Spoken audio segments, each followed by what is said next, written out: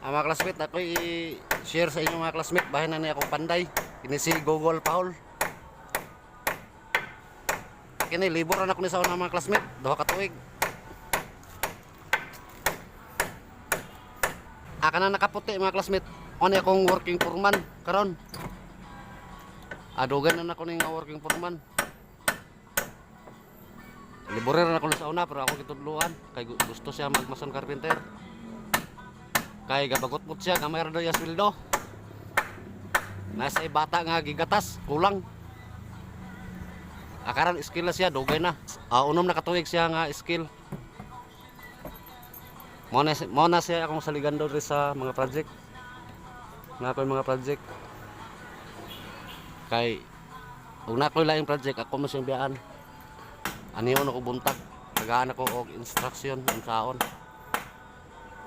Akin tanan ri mga classmate yaning agi.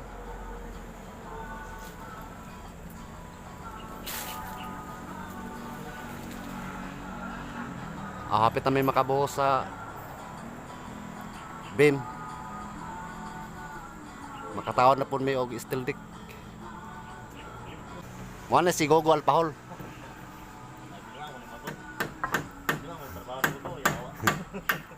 Aka mo mga liburer ay mo pag kuan nga libur kun mo santod pag ning kamot mo mga makamao. Musaka yung sweldo para ani karon ni Gogo. Ini bataso na kipa eskwela ni tagay po sa bayabasan. Morning kini gyapon yung kurso gikuha.